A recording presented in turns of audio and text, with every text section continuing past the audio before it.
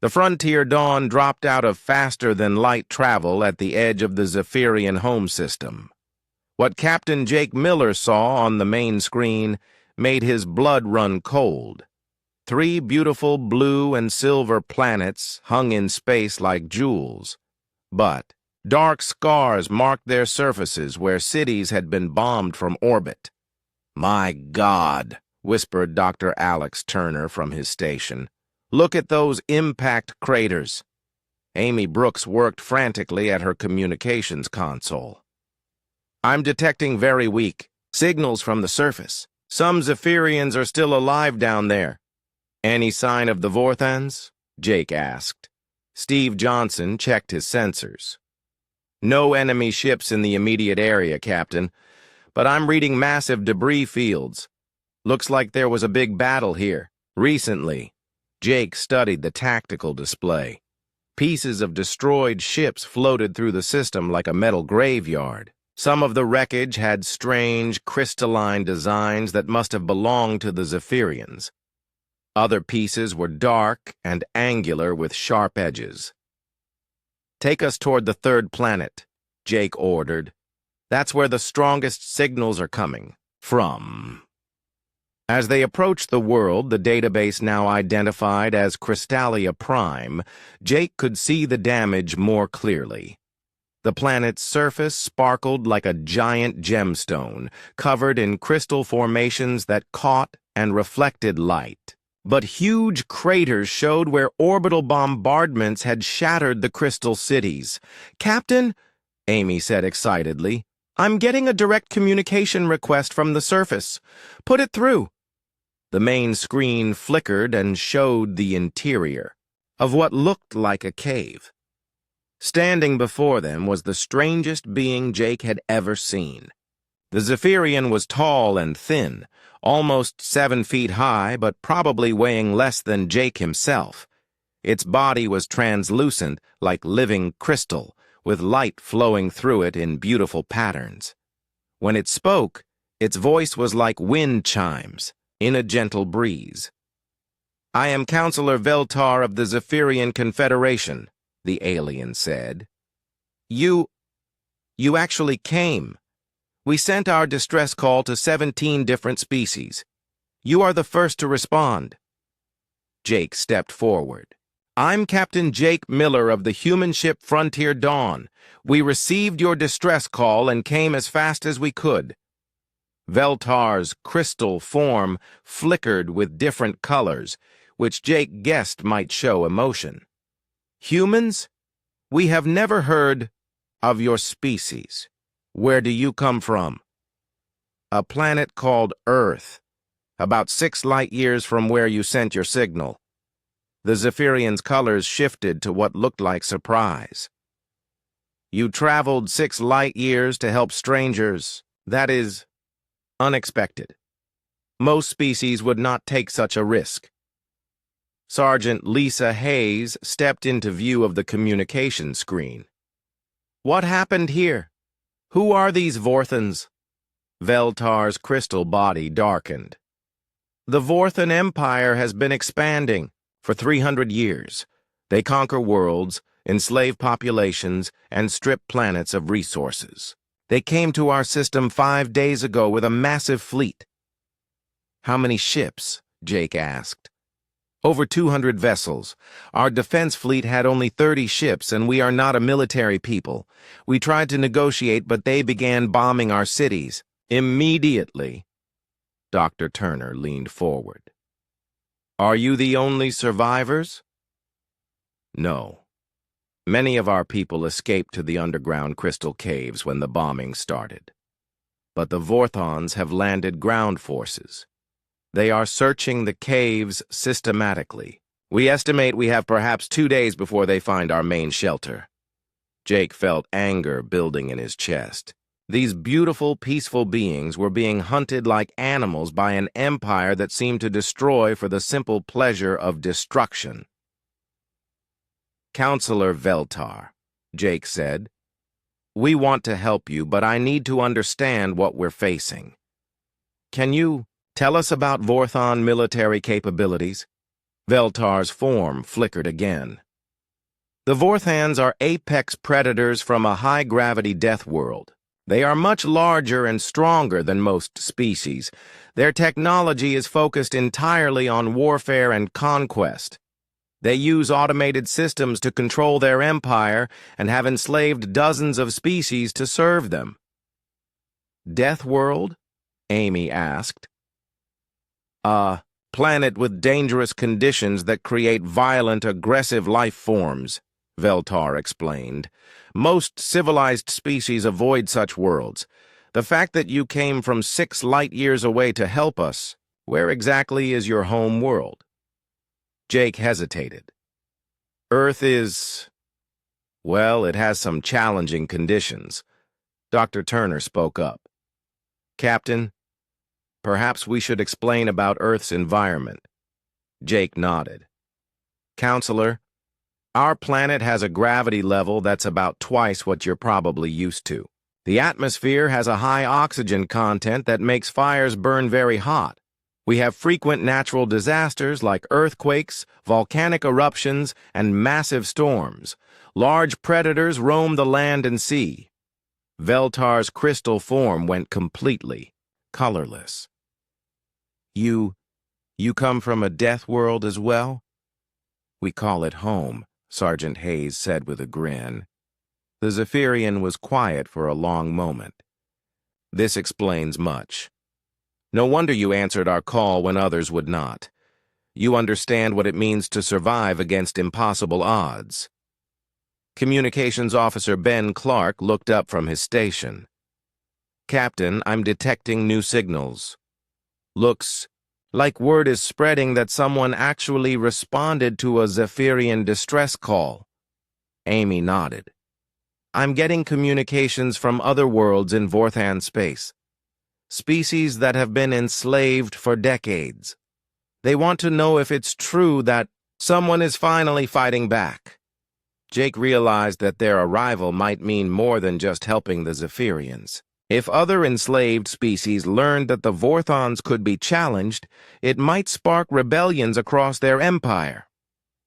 Counselor Veltar, Jake said, we need to get down to your planet and assess the situation. Can you guide us to a safe landing site? Yes.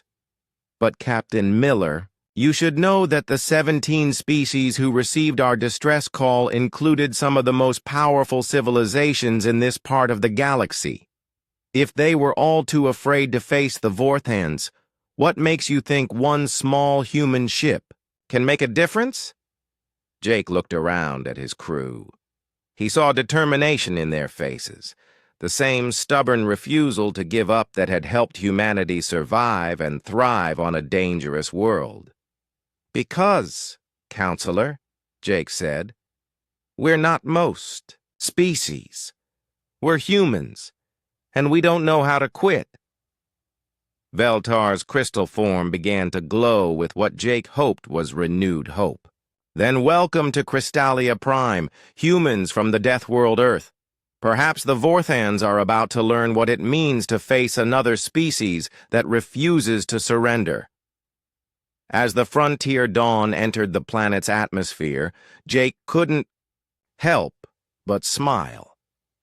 The Vorthans might be apex predators from their own death world, but they were about to meet the persistence hunters of Earth, and persistence hunters never gave up on their prey. The bridge of the human exploration ship, Frontier Dawn, hummed quietly as it drifted through the empty space between star systems. Captain Jake Miller sat in his command chair, watching the endless field of stars through the main view screen. It had been 3 months since they left human space on their survey mission, mapping new trade routes and looking for habitable worlds. Captain, I'm picking up something strange, said Lieutenant Amy Brooks from her communications station. Her fingers danced across the control panel as she tried to clean up the signal. It's a distress call, but the frequency is unlike anything in our database. Jake turned toward her station. Can you make out what they're saying? Amy shook her head, her blonde hair falling across her face as she concentrated. The universal translator is having trouble with it. The language structure is completely alien, but the mathematical patterns suggest it's definitely a call for help. Chief Engineer Rick Santos looked up from his engineering console. He was a stocky man with grease-stained hands who had been working on the ship's systems all morning. "Captain, we're pretty far from home. Whatever sent that signal might be more advanced than us. Could be dangerous." Jake stood up and walked over to Amy's station. "How far away is the source?" "About 6 light years from our current position," Amy replied, still working on the signal. "Wait, I'm getting something. The translator is starting to pick up fragments." The bridge fell silent as a weak, distorted voice filled the air. The words were broken and hard to understand, but the fear in the alien voice was clear. "Help. Anyone. Please. The Vorthons come. Our worlds burn." 17 species received this message. None answered. "We are the Zephyrian Confederation. Our children hide in the crystal caves. They will find us soon. If anyone hears this, please." The signal cut to static, then resumed with the same message repeating. Jake felt a cold weight in his stomach. Someone out there was dying, and they were asking for help. He looked around at his crew. Besides Amy and Rick, there was Sergeant Lisa Hayes, a tough Marine who handled ship security. At the pilot station sat Commander Steve Johnson, a skilled pilot who could fly anything with engines. Dr. Alex Turner, the ship's medical officer and scientist, was reading data from his scanner. Communications Officer Ben Clark worked beside Amy, trying to boost the signal strength. "Captain," Dr. Turner said quietly, "the signal is getting weaker. Whatever's happening to them, it's getting worse." Jake walked back to his chair and sat down heavily. The Frontier Dawn was just an exploration ship with a crew of 48 people. They had some weapons for defense against pirates, but they were not a warship. If they went to help these Zephyrians, they might be flying into a battle they could not win. "Sir," Amy said, "I've been analyzing the signal pattern. The Zephyrians sent this message to 17 different star systems. That means 17 different species received their call for help. And none of them answered," Rick added grimly. "That tells me whoever these Vorthons are, they're bad news. Real bad news." Sergeant Hayes spoke up from her station. "Captain, I know we're not a military ship, but those people are dying. We can't just ignore them." Steve Johnson nodded from the pilot's seat. "The sergeant's right, sir. If we don't help, who will?"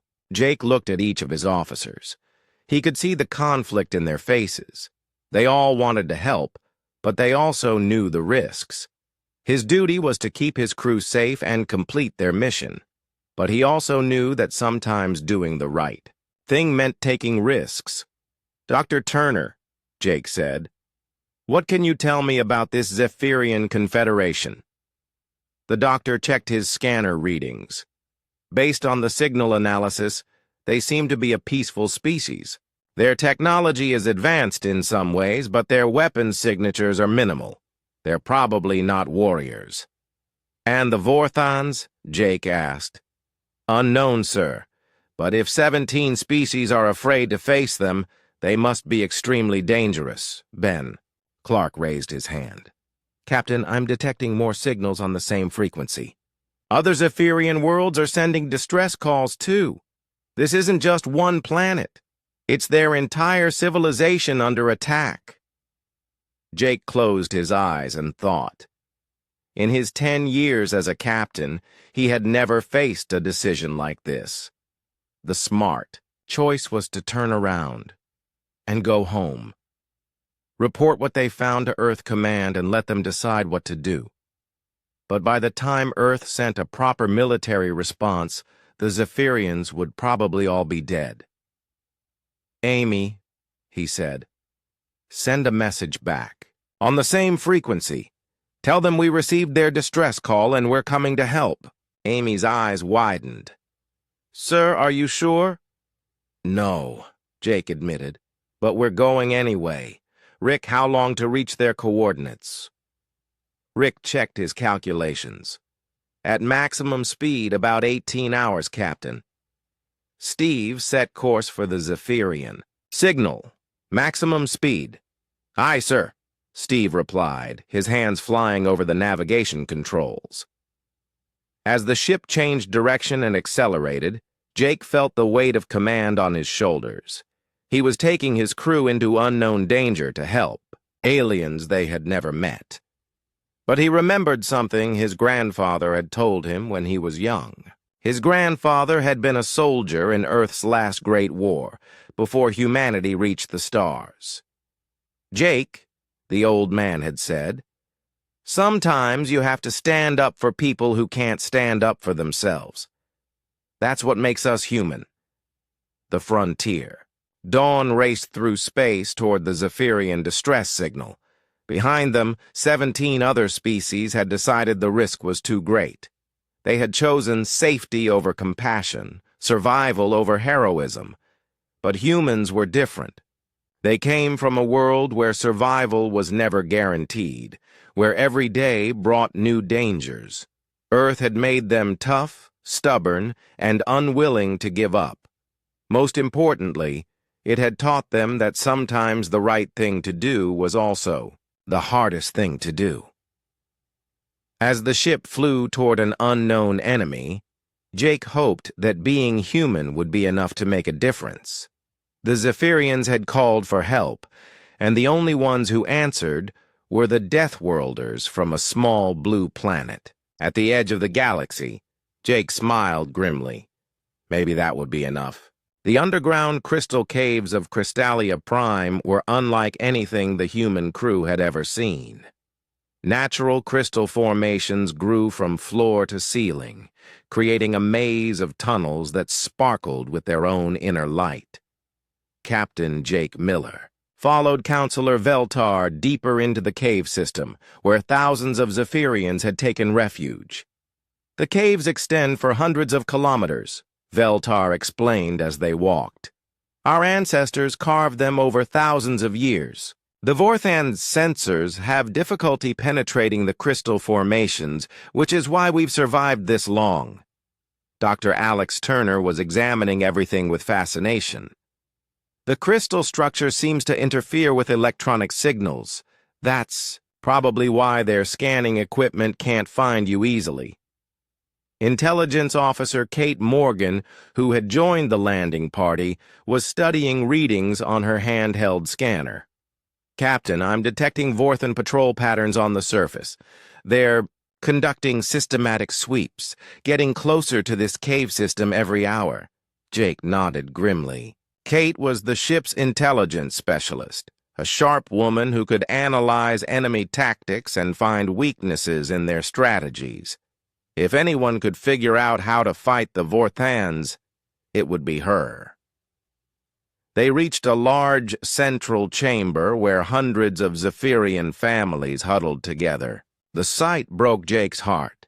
These were clearly a peaceful people. Scientists, artists, and builders, not warriors. Zephyrian children, smaller versions of their crystal parents, clung to their families with fear in their glowing eyes. "How many people are in these caves?" Sergeant Lisa Hayes asked. "About 50,000 survivors from our 3 worlds," Veltar replied. "We had a population of nearly 2 billion before the Vorthans came." The number hit Jake like a physical blow. 2 billion people, reduced to 50,000 refugees hiding in caves. He felt rage building inside him, the same protective anger that had driven humans to fight against impossible odds throughout their history. "Counselor," Kate said, "I need to understand more about the Vorthans. Do you have any captured equipment or data about their military structure?" Veltar led them to another chamber where Zephyrian scientists were studying pieces of wreckage from the battle. The Vorthan technology was dark and brutal-looking, all sharp angles and heavy armor plating. Dr. Turner immediately began examining a damaged Vorthan weapon. This is incredibly advanced, but the design philosophy is completely different from ours.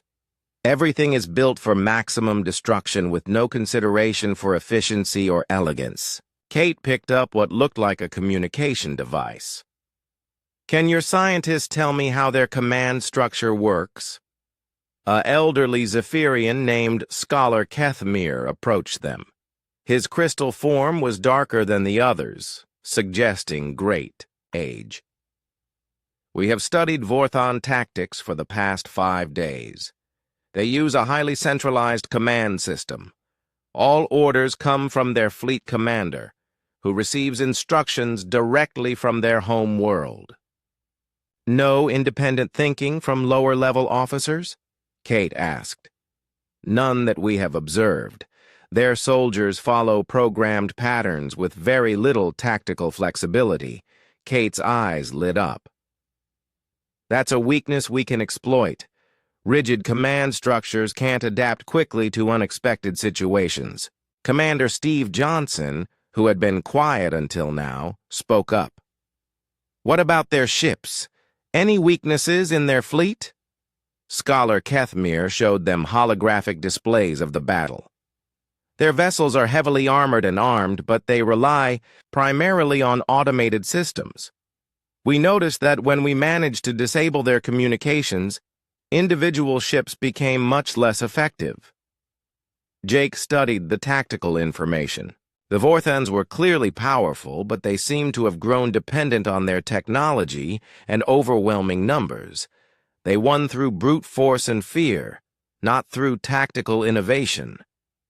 Kate, Jake said, what's your assessment? Kate looked up from the Vorthan equipment she was examining. Captain, I think we're dealing with an empire that's been successful for so long that they've become complacent. They expect their enemies to either surrender immediately or fight conventional battles they can't win. Meaning they probably have no experience fighting an enemy that uses unconventional tactics. The Vorthans are apex predators, but predators usually hunt prey that follows predictable patterns. Dr. Turner nodded. Kate's right. These weapons and systems are designed to overpower organized military forces. But humans didn't become the dominant species on Earth by being the strongest or fastest. We became dominant because we could adapt and think creatively. Sergeant Hayes grinned. Guerrilla warfare, hit-and-run tactics, make them fight on our terms instead of theirs. Jake felt a plan beginning to form in his mind. Counselor Veltar, how well do your people know these cave systems? We know every tunnel and chamber.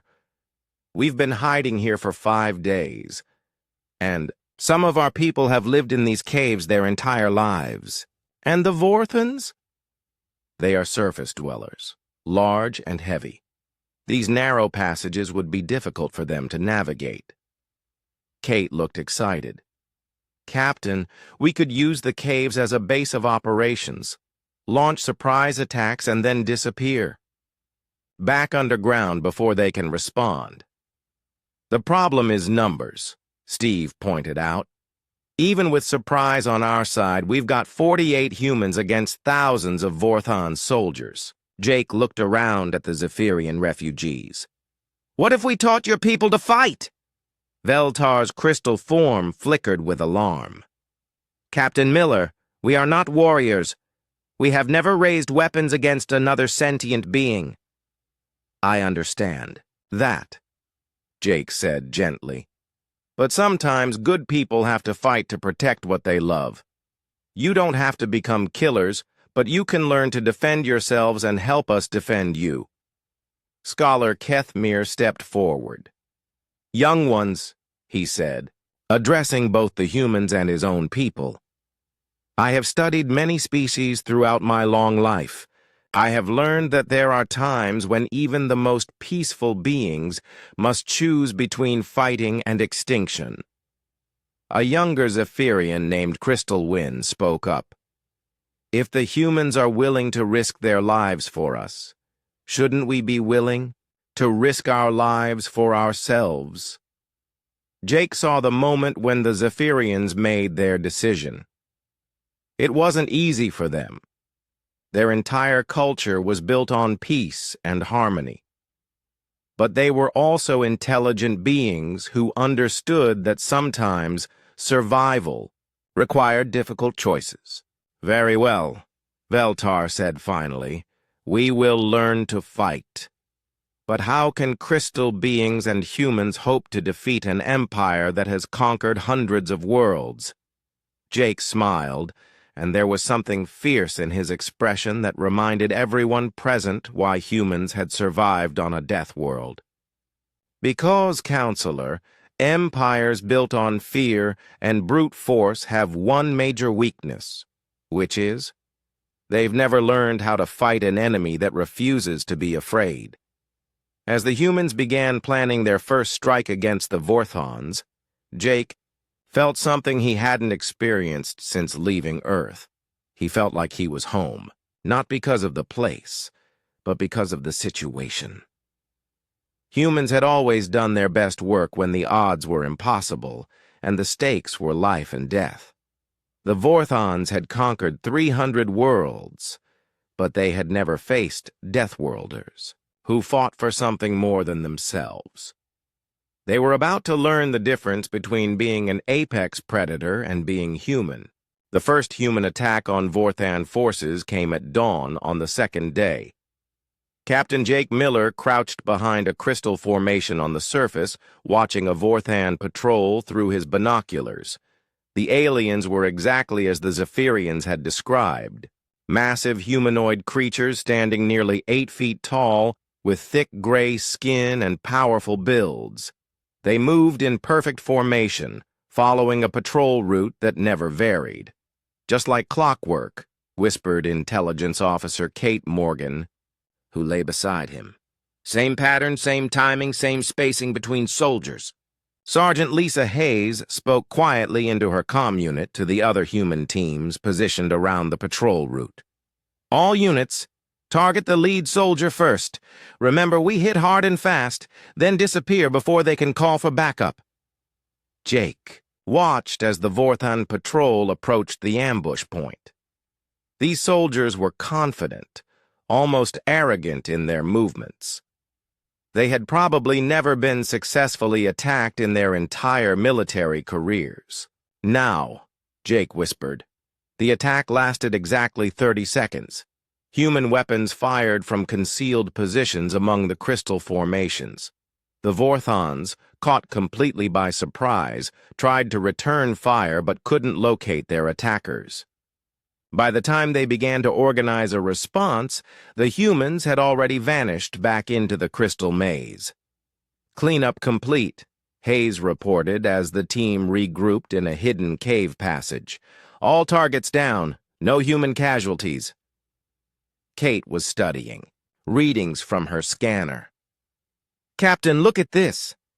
The surviving Vorthons aren't pursuing us, they're just standing there waiting for orders." Through her equipment, they could hear Vorthon communications, harsh, guttural voices speaking in their alien language. The universal translator was picking up fragments.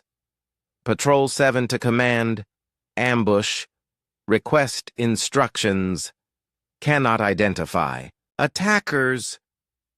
"Fascinating," Dr. Alex Turner said as he listened to the transmissions.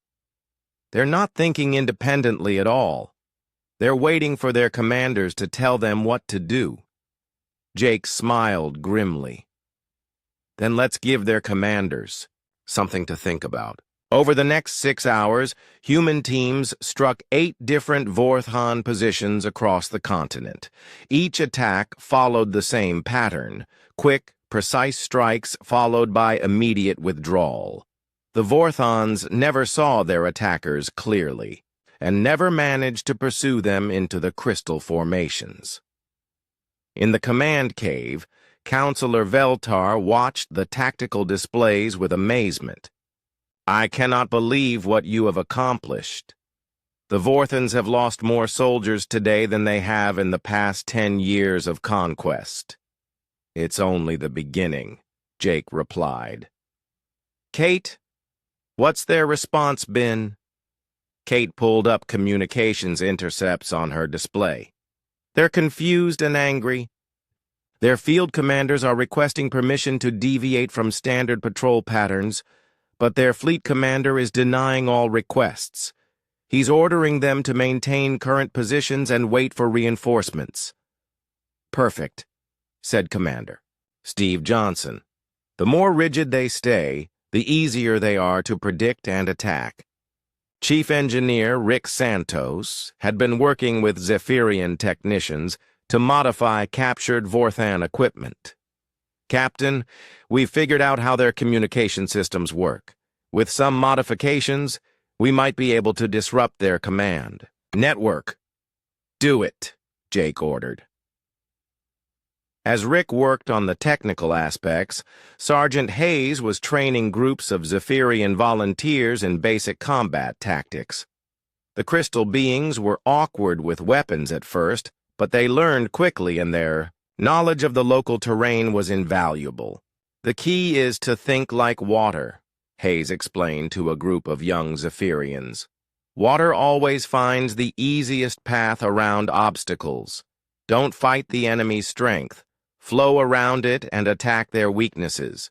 Crystal Wynn, who had become one of the most dedicated Zephyrian fighters, raised her crystalline hand.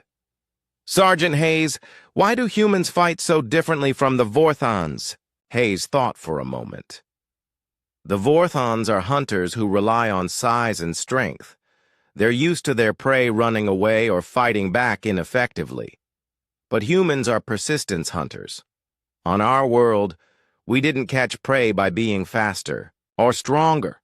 We caught prey by being smarter and never giving up. Dr. Turner, who had been studying Vorthan biology from the soldiers they had captured, made an interesting discovery. Captain, I think I understand why their tactics are so rigid. Their brain structure shows they're incredibly intelligent, but they seem to have very little capacity for creative thinking. Explain, Jake said. It's like they've evolved to be perfect at following complex instructions, but not at improvising when those instructions don't work. They're like biological computers, extremely effective at their programmed tasks, but helpless when faced with something outside their programming. Kate nodded excitedly. That explains their command structure. They need constant guidance from above, because they literally can't think outside their training. Which means, Jake said slowly, if we can disrupt their command structure, we can paralyze their entire force. Rick looked up from his work on the communication equipment. Captain, I think I can do more than just disrupt their communications. With help from the Zephyrian technicians, I might be able to hack into their command network. Scholar Kethmir joined the conversation. Our people have always been skilled with information systems. If you can show us how their technology works, we can help you penetrate their networks. Jake felt excitement building. What could we accomplish with access to their command network? We could monitor all their communications, track their troop movements, maybe even send false orders, Kate said. Better yet, Rick added, we could identify the location of their fleet commander and other high-value targets. Jake looked around. At his team, humans and Zephyrians working together, each contributing their unique skills to the fight. The Vorthans had built their empire on the assumption that overwhelming force would always triumph over everything else. They had never faced an enemy that combined human adaptability with alien knowledge and skills. All right, people, Jake said. We're going to do something the Vorthans have never experienced in 300 years of conquest. We're going to make them afraid. That night, coordinated attacks struck Vorthan positions across all 3 Zephyrian worlds simultaneously. But this time, the attacks were different. Instead of simple ambushes, The human Zephyrian teams used the hacked communication network to send false orders, redirect patrols into ambushes, and create chaos in the enemy command structure. As reports flooded in from successful operations across the system, Jake realized they had accomplished something remarkable. For the first time in centuries, a Vorthon military force was experiencing defeat. Not just tactical setbacks, but the genuine fear that comes from facing an enemy you don't understand and can't predict. Veltar approached Jake as he studied the tactical displays. "Captain Miller, what you have done today, no one has ever made the Vorthons retreat before." Jake looked at the display showing Vorthon forces pulling back to defensive positions around their landing sites. "We haven't won yet, Counselor. This was just the opening move, but we've proven something important." "What is that?" Jake smiled, and there was something fierce and predatory in his expression that reminded Veltar that humans came from a death world too. "We've proven that the Vorthons can bleed. And once an empire's enemies know it can bleed, word spreads. Fast." As if to confirm his words, communications began pouring in from across Vorthon space. Enslaved species who had heard rumors of successful resistance were asking for confirmation. Was it true that someone was finally fighting back against the Empire? The revolution was beginning. The captured Vorthon officer towered over his human interrogators, even while chained to a crystal chair in the underground command center. War Captain Thekmor was typical of his species, 8 feet tall, gray-skinned, with muscles that could crush human bones. But Intelligence Officer Kate Morgan noticed something in his small black eyes that she had never expected to see from a Vorthon fear. "Your resistance is meaningless," Thekmor growled in heavily accented standard. "The Empire has crushed 1,000 rebellions. You will be no different." Kate looked up from her data pad. "Really? Because our intelligence suggests this is the first time in 300 years that rebellions have started on more than 2 worlds at the same time. You're now facing uprisings on over 60 worlds simultaneously." The Vorthon's confidence flickered for just a moment. "Temporary setbacks. When Warprime Sekvar arrives with the Grand Fleet, all resistance will be eliminated." Captain Jake Miller leaned forward. "Tell me about this Warprime Sekvar." "He is the supreme military commander of the Empire, second only to the Emperor himself.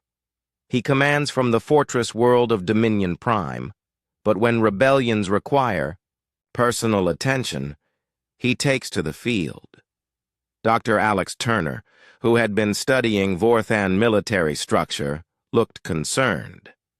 "Captain, if they're bringing in their top commander, it means they're taking these rebellions seriously." "How seriously?" Jake asked the prisoner. Thekmor's lips pulled back in what might have been a smile, showing sharp teeth. "Warprime Sekvar has never lost a battle.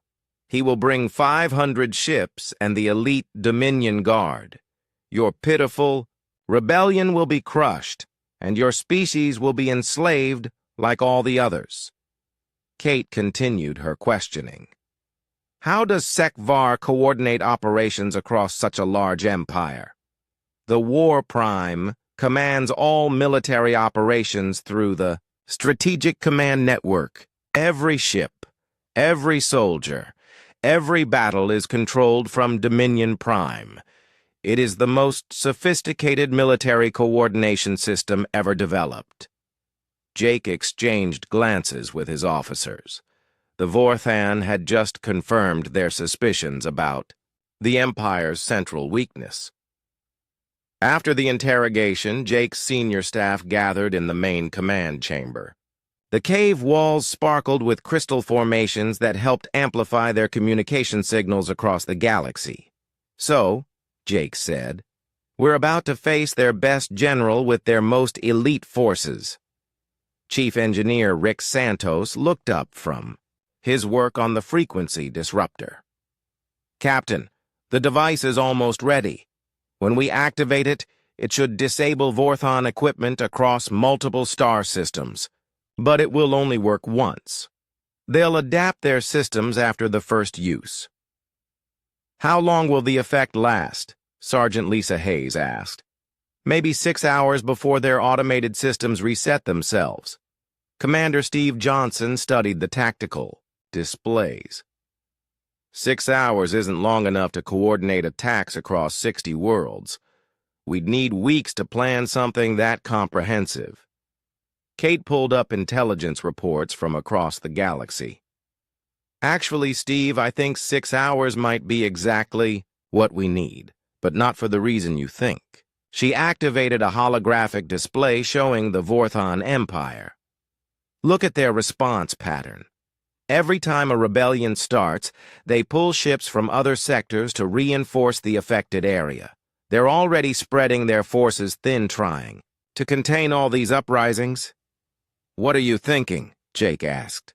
"I'm thinking that when War Prime Sekvar arrives with his grand fleet, almost every major Vorthon warship in this part of the galaxy will be in one place, right here, trying to crush our rebellion." Lieutenant Amy Brooks looked up from her communication station. "Kate, are you suggesting what I think you're suggesting?" "I'm suggesting that while Sekvar is here hunting us, Dominion Prime will be more vulnerable than it's been in centuries." The chamber fell silent as everyone absorbed the implications. Jake slowly smiled as he understood Kate's plan. "You want to use ourselves as bait," he said. "Exactly. We let Sekvar think he's cornering us here while a strike force slips away to attack their capital." Dr. Turner raised concerns. "Kate, even if Dominion Prime is less defended, it's still the most fortified world in the galaxy. How do we get past their defenses?" Before Kate could answer, Ben Clark called out from his communication station. "Captain, I'm receiving a priority message from the Titan resistance on the Forge worlds." "Put it through." The main screen showed a massive humanoid figure that looked like it was carved from living metal.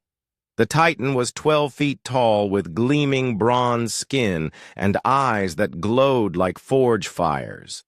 "I am Forge Master Cordon of the Titan Liberation Front," the giant being said in a voice like grinding metal. "We have completed the project you requested." Jake looked confused. "I didn't request any project from you." "Perhaps I should explain," Kate said with a slight smile. "I've been coordinating with resistance groups that have specialized skills," Cordon continued. "For 2 centuries, we have been forced to build warships for the Vorthon Empire. But we have also been building something else in secret. A ship designed specifically to penetrate Dominion Prime's defenses." The screen switched to show technical specifications of a vessel unlike anything the humans had seen. It looked like a hybrid of Vorthon and Titan technology, designed to appear like a standard Imperial transport while hiding advanced stealth and infiltration systems. "The ship can carry a small strike team through Dominion Prime's defensive grid," Cordon explained. "The Vorthans will see it as one of their own vessels until it's too late." Rick Santos whistled softly. "That's brilliant engineering. How did you hide this from them?" "We told them we were building a new class of cargo hauler. The Vorthans never questioned our work. They see us only as builders, not as thinking beings capable of deception." Jake felt pieces of the plan clicking into place. "Cordon, how many people can this ship carry?" "A strike team of 20 beings plus equipment." "And how long would it take to reach Dominion Prime from here?" 17 days at maximum speed." Kate pulled up timing calculations. "Captain, if we're right about Sekvar's response pattern, he'll arrive here in about 3 weeks. That gives us just enough time to get a team to Dominion Prime while he's distracted here." Jake looked around at his officers. So we're talking about splitting our forces. Half stay here to keep Sekovar busy, half go to attack the enemy capital. It's, incredibly risky, Steve pointed out. If either mission fails, we lose everything. But if both succeed, Amy added, we could end this war in one stroke. Counselor Veltar, who had been listening quietly, spoke up. Captain Miller, this plan would require enormous coordination across multiple species. Are you certain it can work? Jake thought about the question. 3 months ago, he had been exploring empty space, looking for new trade routes. Now he was planning an assault on the capital of a galactic empire. The smart thing would be to say no to retreat to human space and let someone else deal with the problem. But Jake had learned something important over the past weeks. Humans didn't become the dominant species on Earth by being smart and cautious. They became dominant by being bold and refusing to give up when the odds seemed impossible. Veltar, Jake said, I can't promise it will work, but I can promise that if we don't try, the rebellions will eventually be crushed, and billions of beings will remain enslaved. He looked around the chamber at humans and aliens working together, species that had been enemies or strangers now united by a common cause. Besides, Jake added with a grin, humans have a long tradition of attempting impossible missions. Sometimes we even succeed. As his team began detailed planning for the most audacious military operation in galactic history, Jake couldn't help but think that his grandfather would be proud. The old soldier had always said that the best way to defeat a stronger enemy was to attack them where they least expected it. The Vorthans expected resistance fighters to hide and run. They never expected them to attack the heart of their empire, while pretending to cower before their greatest general. They were about to learn that humans specialized in doing the unexpected. 3 weeks after the first human attack, the communications center in the Zephyrian caves buzzed with activity. Communications officer Ben Clark worked frantically at multiple stations, trying to manage the flood of messages coming from across Vorthan space. Captain, Ben called out to Jake Miller, I'm getting resistance reports from 47 different star systems. Word is spreading faster than we expected. Jake studied the tactical display showing the vast Vorthan Empire. Red dots marked worlds where uprisings had begun, and new ones appeared every hour. What kind of resistance are we seeing? Dr. Alex Turner, who had been analyzing the reports, looked up from his datapad. It varies by species, Captain. The aquatic meridians from the Coral Nebula are sabotaging underwater mining operations. The insectoid hive minds in the Centauri cluster are using their collective intelligence to coordinate massive work strikes. Intelligence Officer Kate Morgan added more details.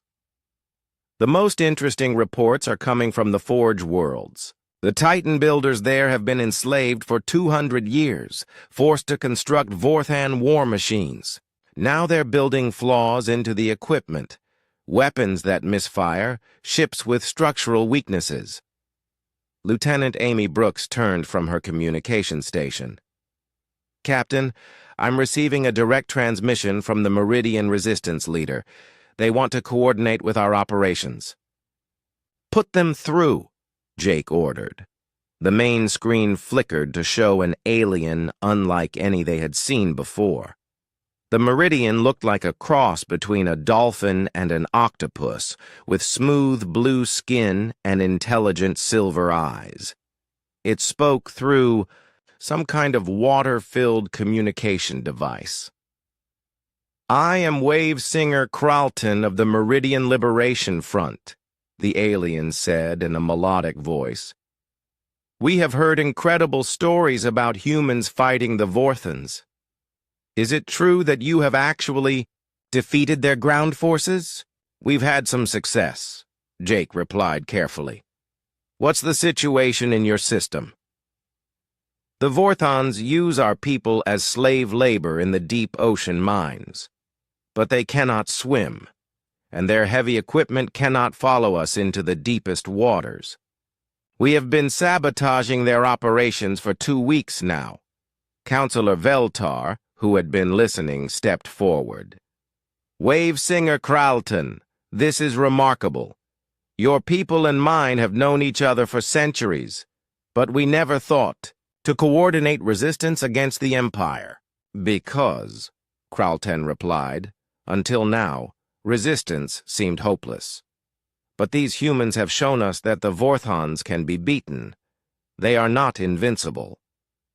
Over the next several hours, similar communications came in from across the galaxy.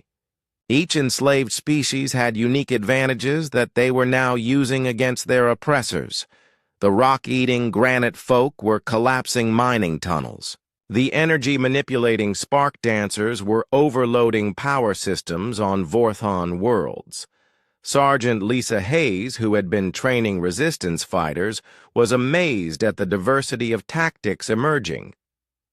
Captain, it's like each species is fighting their own kind of war, but all aimed at the same enemy. That's exactly what's happening, Kate said. The Vorthons built their empire by suppressing the unique abilities of each species they conquered. Now those abilities are being turned against them. Chief Engineer Rick Santos looked up from his work on captured Vorthon equipment. Speaking of unique abilities, I've been studying their technology with the Zephyrian engineers. We've found something interesting. What kind of interesting? Jake asked. The Vorthans use standardized equipment across their entire empire. Same weapons, same vehicles, same communication systems. It makes their logistics easier, but it also means that any weakness we find affects all their forces. Scholar Kethmir, who had been working with Rick, added details. We have discovered that their power systems all use the same energy frequency. If we could disrupt that frequency, we could disable their equipment across multiple worlds simultaneously, Rick finished. Jake felt excitement building. How long would it take to build a device that could generate that kind of interference? With human engineering knowledge and Zephyrian crystal technology, maybe 2 weeks, Rick estimated. Dr. Turner had been studying biological samples from various resistance groups. Captain, I'm seeing something else interesting. Each species the Vorthans enslaved has evolved specific resistances to their control methods. Explain. The Meridians have developed immunity to the neural control devices the Vorthons use. The hive minds can share information faster than Vorthon communication systems can intercept it. The granite folk are too tough for standard Vorthon. Weapons to kill efficiently. Jake began to understand. The Vorthans didn't just conquer these species, they've been unintentionally breeding resistance into them for generations. Exactly. And now that resistance is coordinating across the galaxy. Commander Steve Johnson, who had been planning flight operations, raised an important point. Captain, this is all great news, but we need to remember that the Vorthons still have overwhelming military superiority. If they concentrate their forces, they could crush any individual resistance movement, Jake agreed. That's why we need to keep them divided and confused. Kate pulled up a strategic display of Vorthon space. The key is making sure they can't predict where the next attack will come from. If rebellions keep starting in random locations, they'll have to spread their forces thin to respond to all of them. Ben Clark raised his hand. Captain, I think I can help with that. I've been working with resistance communicators from different species. We're developing a coordinated communication network that the Vorthons can't monitor or intercept. How? Each species uses a different method. The Meridians use sonic pulses through water that travel between star systems. The hive minds use quantum entanglement communication. The crystal folk can encode messages in light patterns. By combining all these methods, we can create a network the Vorthons don't know how to tap into. Jake looked around at his crew and their alien allies. 3 weeks ago, they had been a single exploration ship trying to help one desperate species. Now they were coordinating a galaxy-wide rebellion against an empire that had seemed unstoppable. All right, people, Jake said. Here's what we're going to do. Rick, work with the Zephyrians to build that frequency disruptor. Ben, expand the communication network to include as many resistance groups as possible. Kate, help coordinate attacks so the Vorthons can't predict our patterns. What about the big picture, Captain? Amy asked. How do we turn these separate rebellions into something that can actually defeat the Empire? Jake thought for a moment. We find their center of power and cut it off. An empire this large and centralized has to have a single point where all the control comes from. Veltar's crystal form flickered with understanding. The Vorthon homeworld, Dominion Prime.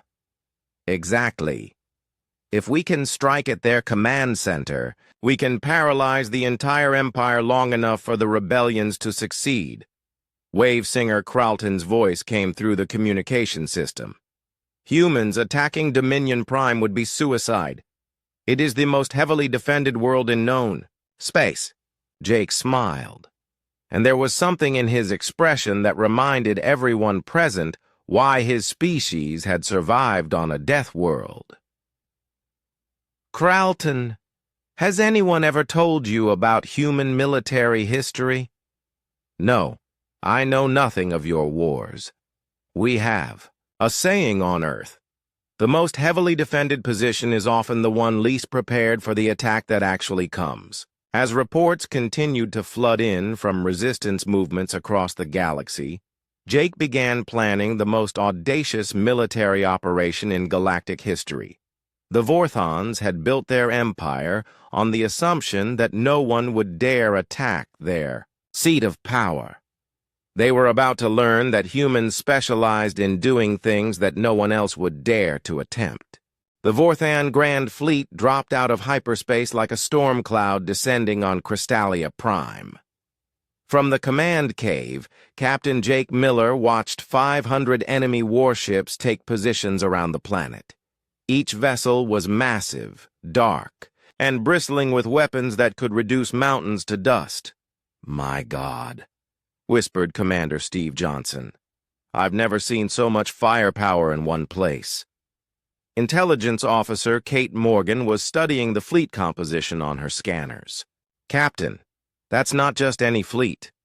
Look at the ship configurations. Those are all frontline vessels. They pulled their best ships from across the Empire to come here.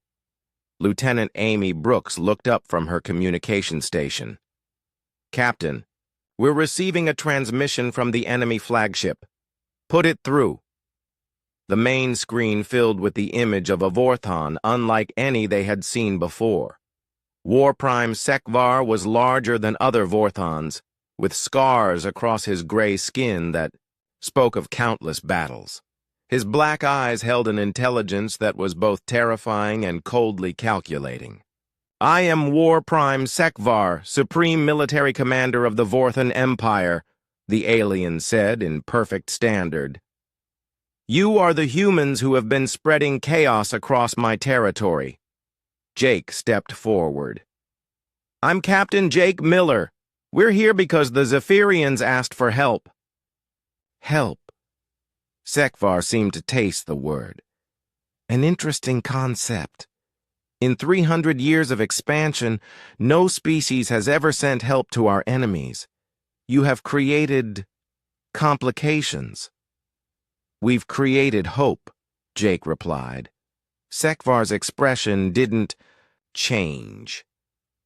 Hope is a luxury that leads to extinction. I have come to demonstrate why the Empire's dominance is inevitable. Surrender now, and your deaths will be quick. Counteroffer, Jake said. Leave this system and never come back. For the first time, something like amusement flickered in Sekvar's eyes. You face 500 ships with a single exploration, vessel and a handful of primitives hiding in caves. Yet you make demands. Your species is either remarkably brave or remarkably stupid. Why don't you come down here and find out which? The transmission ended, and Jake turned to his officers. Status report. Dr. Alex Turner was monitoring Vorthan communications. They're preparing for orbital bombardment. They plan to collapse the cave systems and bury us alive. Sergeant Lisa Hayes checked her tactical displays. All human and Zephyrian. Teams are in position. We've got surprise positions throughout the crystal formations. Chief Engineer Rick Santos looked up from his equipment. The frequency disruptor is ready, Captain. When you give the word, I can disable their weapons and communications for about 6 hours. Jake took a deep breath. Everything depended on timing.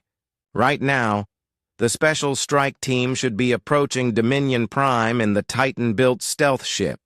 If his plan worked, they would hit the Vorthan capital just as Sekvar discovered he was fighting shadows instead of the real resistance. All teams prepare for Operation Mirror, Jake announced.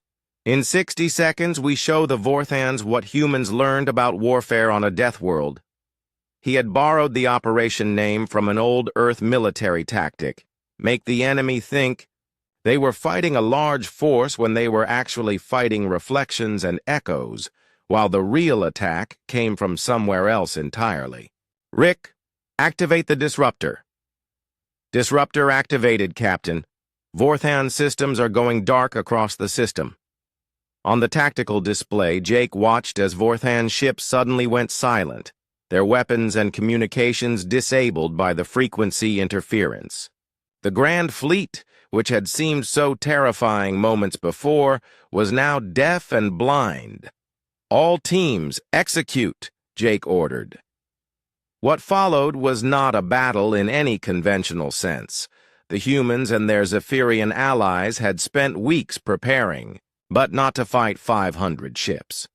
They had prepared to create the illusion of fighting 500 ships while being impossible to pin down or destroy. Holographic projectors hidden throughout the crystal formations created false images of massive resistance forces. Captured Vorthan communication equipment broadcast fake radio chatter suggesting coordinated attacks from multiple directions. Hidden speakers played recordings of battles that never happened.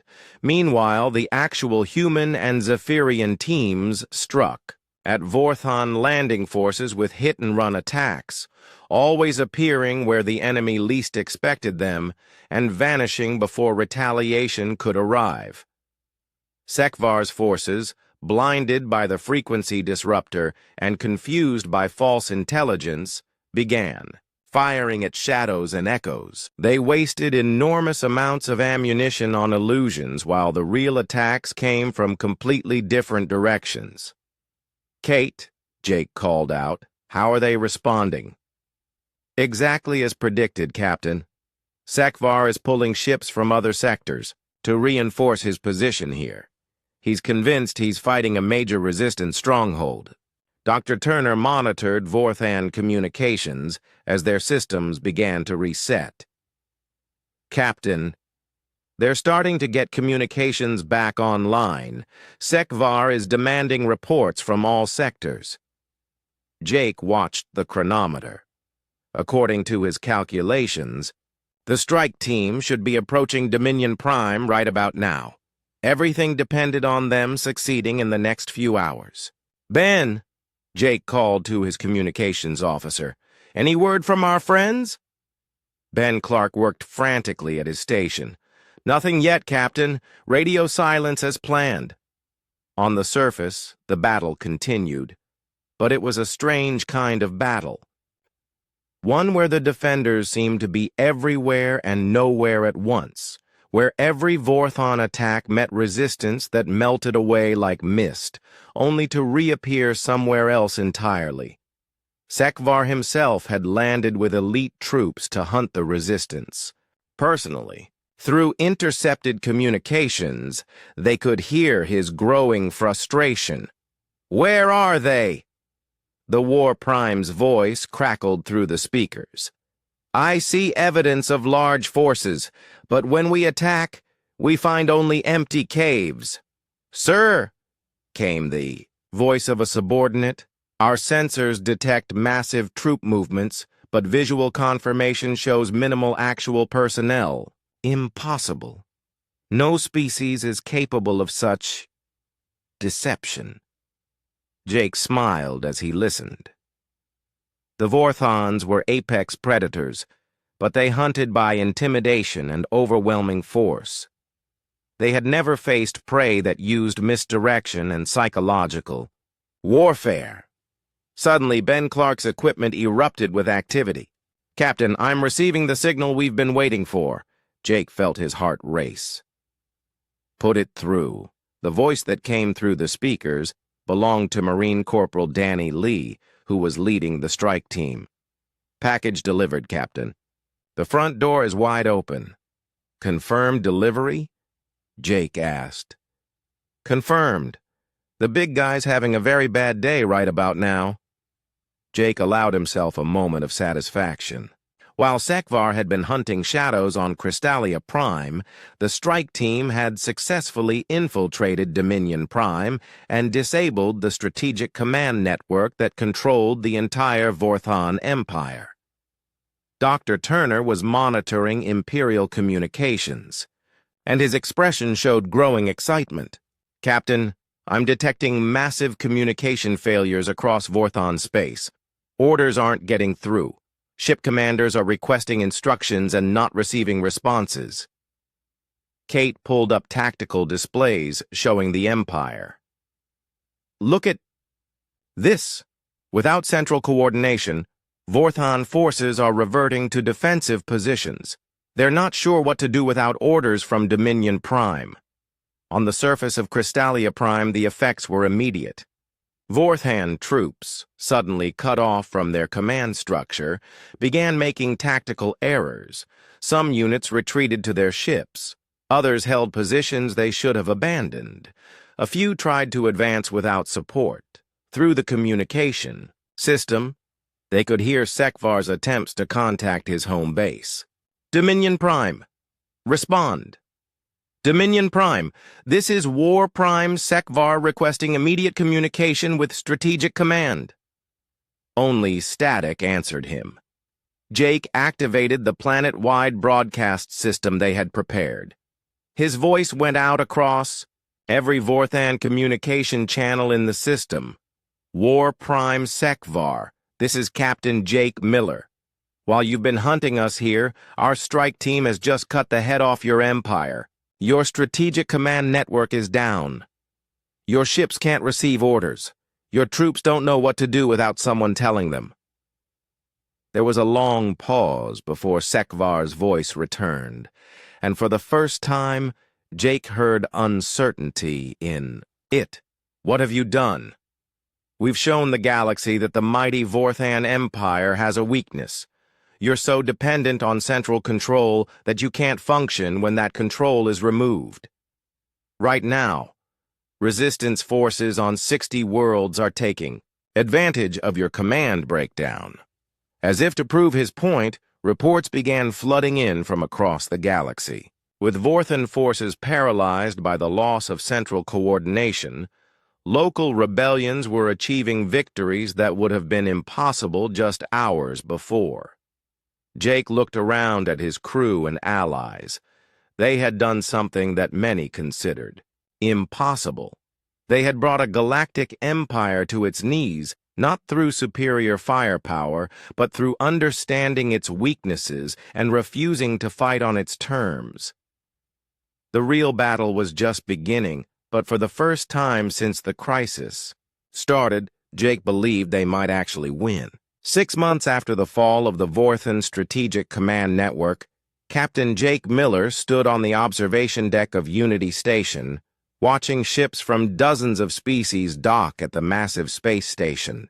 The station itself was a marvel of cooperative engineering, Zephyrian crystal technology, Titan metalwork, meridian fluid dynamics, and human innovation all combined into something greater than the sum of its parts. "Hard to believe it's really over," said Lieutenant Amy Brooks, joining him at the viewport. Jake nodded, watching a Vorthan transport ship carefully approach the station under escort. "Not over. Just beginning." The Vorthan Empire had collapsed within 3 weeks of losing their command network. Without central coordination, their forces had been unable to respond effectively to simultaneous rebellions across hundreds of worlds. War Prime Sekvar himself had surrendered on Crystallia Prime when it became clear that his grand fleet was stranded without fuel or supplies. But the aftermath of Empire's fall had created new challenges. Hundreds of species suddenly found themselves free after centuries of oppression, and not all of them agreed on what should come next. Dr. Alex Turner approached with a datapad in his hands. "Captain, the integration reports are in from the former Vorthan worlds. It's a mixed picture." "Tell me the good news first," Jake said. "Most species are cooperating with the transition government. The Meridians have shared their underwater agriculture techniques with desert worlds. The Granite folk are helping rebuild planets damaged by Vorthan mining. The hive minds are coordinating massive construction projects. And the bad news? Some species want revenge against the Vorthans. Others want to set up their own empires. And a few are suspicious of humans, wondering if we're just the next species that wants to rule the galaxy." Jake had expected this. Freedom was messier than oppression, but it was also more honest about the differences between species and cultures. Intelligence Officer Kate Morgan joined the group with her own reports. "Captain, I've been analyzing the political situation. We're seeing 3 main factions emerging among the former Imperial worlds." "Explain." "First, there's the Cooperation Coalition, species that want to work together like we did during the rebellion. Second, there's the Independence Movement, species that just want to be left alone to rebuild their own civilizations.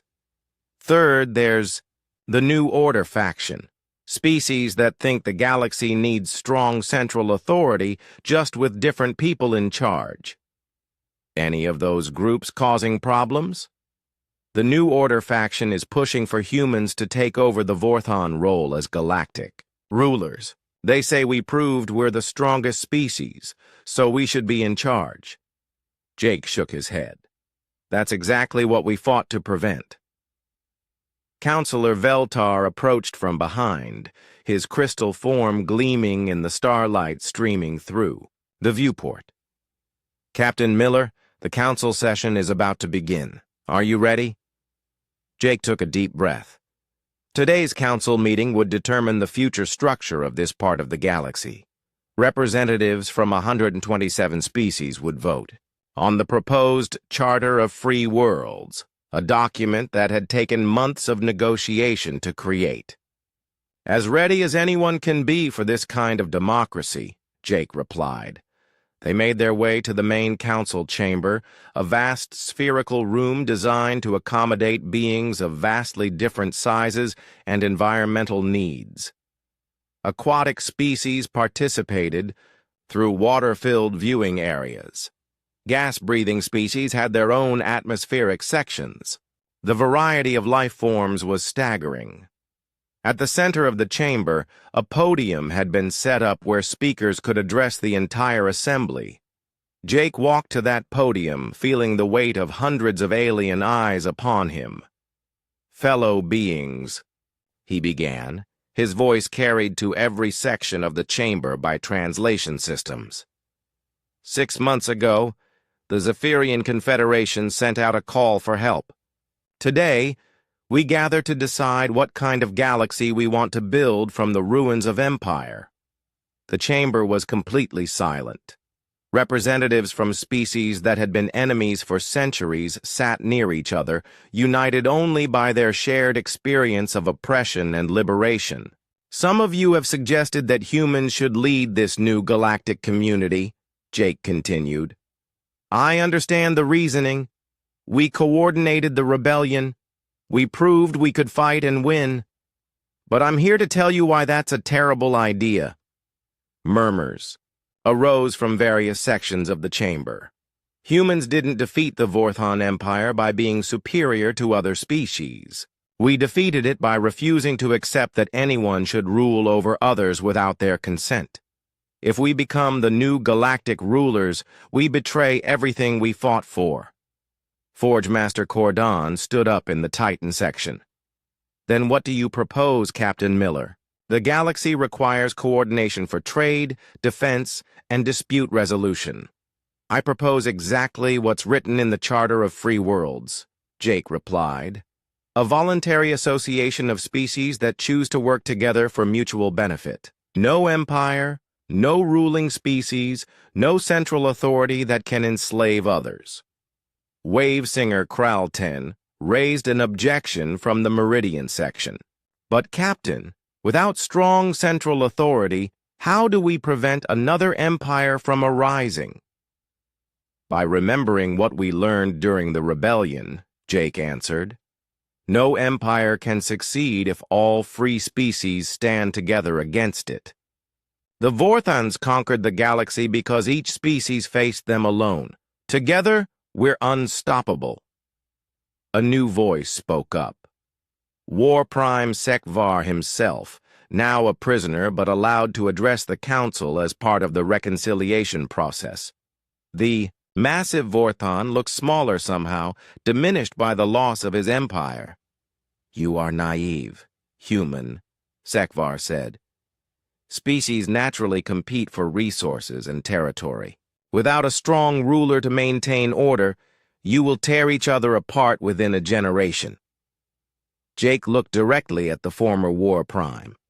Sekvar, your people ruled for 300 years through fear and force. How did that work out for you? The Vorthon had no answer. Chief Engineer Rick Santos, who had been working on post-war reconstruction, spoke from the human delegation section. Captain, I've been studying the economic data. Free trade between species is already generating more prosperity than the Empire ever did. When people can choose their own path, they accomplish amazing things. Sergeant Lisa Hayes added her perspective. And voluntary defense agreements are already proving more effective than forced military service. When people fight to protect something they chose, they fight harder than when they're forced to fight for someone else's empire. The debate continued for hours, with representatives from dozens of species sharing their hopes and concerns for the future. Some worried about security without a strong military. Others feared economic instability without central planning. Few wondered if democracy could work between species that had evolved in completely different environments. Finally, it came time for the vote on the Charter of Free Worlds. Jake watched as representatives activated their voting systems. Green lights meant yes, red lights meant no, and yellow lights meant abstention. The results appeared on the main display. 94 species voted yes, 23 voted no, and 10 abstained. Cheers erupted throughout the chamber as beings celebrated in their various ways. Crystal chimes from the Zephyrians, harmonic songs from the Meridians, thunderous applause from the Titans.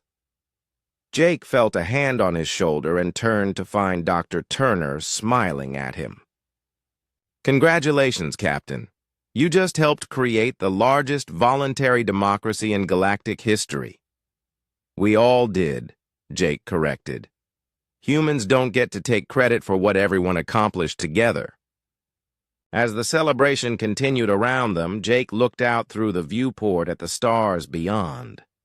Somewhere out there, other species might be facing their own struggles with oppression and tyranny. And if they sent out a call for help, they would find that the galaxy had changed. They would find that free species stood ready to answer that call, just as humans had answered the Zephyrians' desperate plea for help.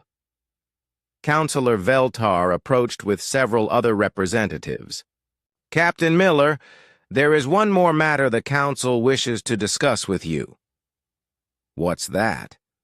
"We want to offer you the position of Supreme Coordinator of the Free Worlds Alliance." Jake laughed and shook his head. "Absolutely not. The moment we start creating supreme anything, we start sliding back toward empire." "Then what role will humans play in our new alliance?" asked Forge Master Cordan. Jake thought for a moment. "The same role we've always played. When someone calls for help, we answer. When someone needs protection, we provide it. When someone has a problem they can't solve alone, we work with them to find a solution. And if another empire tries to conquer the galaxy?" Jake's smile had an edge to it that reminded everyone present why humans had succeeded where others failed.